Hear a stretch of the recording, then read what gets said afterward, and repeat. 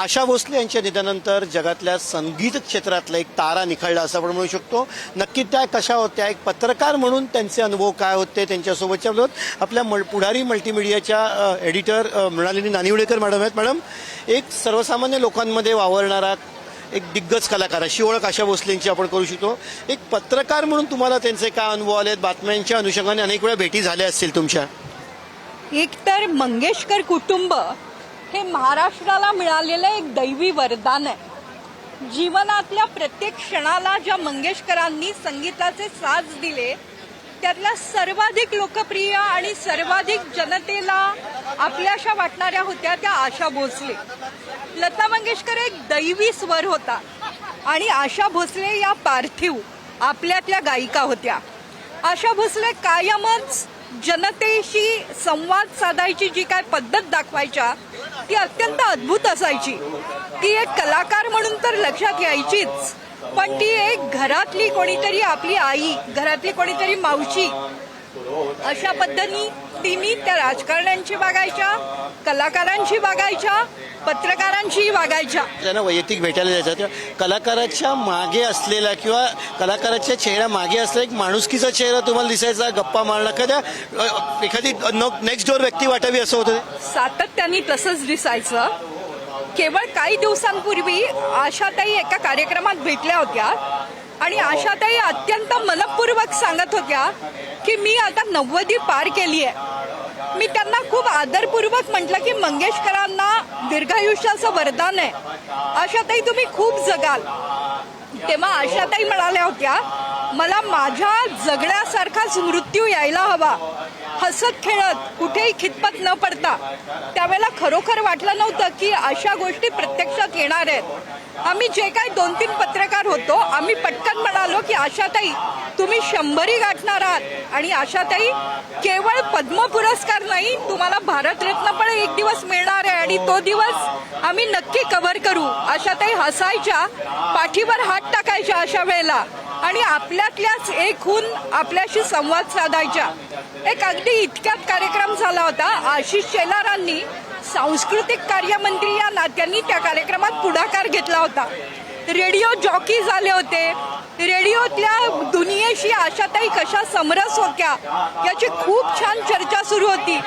आशाताई अचानक उभ्या झाल्या आणि आशाताईंनी मुख्यमंत्री देवेंद्र फडणवीस आणि सांस्कृतिक कार्यमंत्री आशिष शेलार या दोघांनाही तुम्ही माझ्याबरोबर गा अशी प्रेरणा द्यायला सुरुवात केली. आशाताईच होत्या त्या. दोघंही जण हसून थोडेसे लाजत होते, पण आशाताईंच्या सुरात सूर मिसळून त्यांना गाण्याच्या गुणगुणण्याच्या 2 ओळी म्हणायला आशाताईंनी भाग पडलं होतं.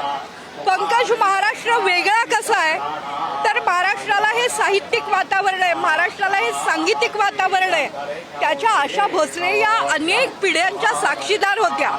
आशा भोसलेंनी 16व्या-17व्या वर्षीचे पार्श्वगायन सुरू केलं असेल, त्यानंतर जवळपास 80-85 वर्षाच्या होईपर्यंत त्या गात होत्या. प्रत्येक पिढीला त्यांनी सूर दिला होता. प्रत्येक पिढीचा एक गायक असतो. तुमच्या पिढीचा के रैना असेल, आमच्या पिढीचे सुरेश वाडकर असतील, पण आशा भोसले या प्रत्येक पिढीला आपल्या वाटणाऱ्या होत्या, पिढीला सांगणाऱ्या होत्या. प्रत्येक पिढीतल्या प्रत्येक सुराचं, प्रत्येक स्वराचं, प्रत्येक मूडचं गाणं आशा भोसलेंनी गायलं होतं.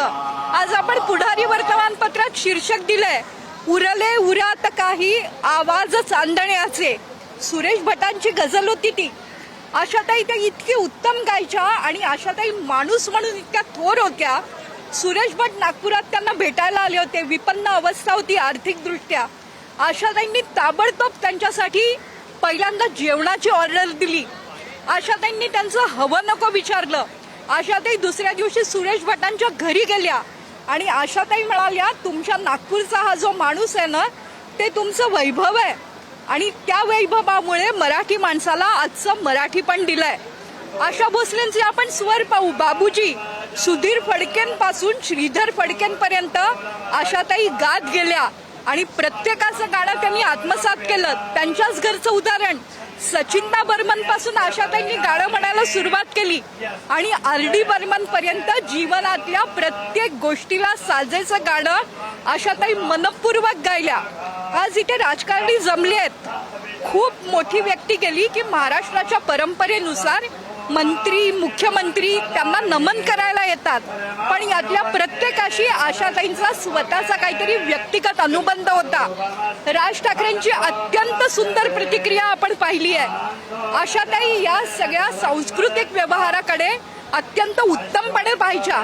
मंगेशकरांचं अजून एक योगदान आहे ते आरोग्य सेवेबद्दलचं आहे. मंगेशकरांच्या कुटुंबाच्या ट्रस्टतर्फे दीनानाथ मंगेशकर रुग्णालय पुण्यात सेवा देत असतं.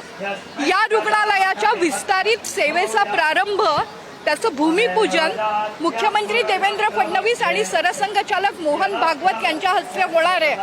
मला असं वाटतं कदाचित आशा भोसलेंच्या स्मृतीला वंदन करायला या नव्या रुग्णालयाचं नाव कदाचित आशा भोसले यांना समर्पित असू शकेल.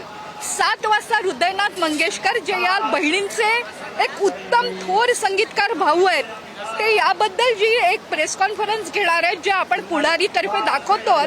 कदाचित तिथे आशा भोसलेंच्या स्मृतीला वंदन करायला नव्या भव्य रुग्णालयाचं नाव आशाताईंच्या स्मृतीप्रित्यर्थ दिलं जाईल. त्यांच्या नावातच आशा होती, त्यांच्या प्रत्येक गाण्यात आशा होती. जीवलगा राहिले दूर घर माझे पासूनचा जे एक केविलवाणा स्वर असायचा, एक हृदयद्रावक स्वर असायचा, तो पिया तू अब तो आजामध्ये एका वेगळ्या उंचीवर जायचा.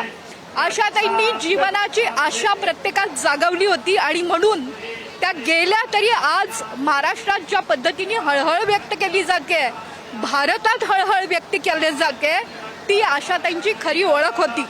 आशाताईंची ओळख ही होती, पण त्या जितक्या चांगल्या व्यक्ती होत्या, एक माणूस होत्या, कलाकार होत्या, तितक्याच चांगल्या खवय्या होत्या. त्यांना आलेल्या घरी माणसाला हातानं खायला, बनवून खायला घालणं आणि मस्त चांगले चांगले पदार्थ खाणं त्यांची आवड होती. आलेल्या माणसाला त्यांच्या घरी आल्यावरती स्वतःच्या हाताने ते खाऊ घालायचे बनवून. हो, आशाताईंची एक अगदी गमतीची आठवण त्यांनी एका मुलाखतीत सांगितली होती. त्या दुबईत एका हॉटेलमध्ये गेल्या होत्या आणि तिथे जो काही पदार्थ केला होता तो काहीतरी मटणाशी संबंधित पदार्थ होता. आशाताईंना तो इतका आवडला की आशाताई आतमध्ये जाऊन त्या शेफला विचारायला लागल्या की हा पदार्थ तू कसा केलाय, आणि लगेचच आशाताईंनी तो पदार्थ स्वतःच्या घरी येऊन केला. आशाताई कायम स्वयंपाकात रमायच्या. आशाताईंना खाऊ घालायला आवडायचं आणि माझ्यासारखे छोटे मोठे पत्रकारही जेव्हा त्यांना म्हणायचे की आशाताई तुमच्या हातचं खायचंय, तेव्हा आशाताई घट्ट हात पकडून म्हणायच्या, अगं ये की केव्हाही. मलाही आठवतंय पोहे बनवून त्यांनी एकदा आम्हाला सगळ्यांना पत्रकारांना खाऊ घालते, स्वतःच्या हाताने बनवलेलं. मॅडम धन्यवाद. पुढारी न्यूजची आपण आशाताईंच्या आठवणींना उजाळा दिलात त्याबद्दल. कॅमेरा पर्सन हरीश पंकज दळवी, पुढारी न्यूज, मुंबई.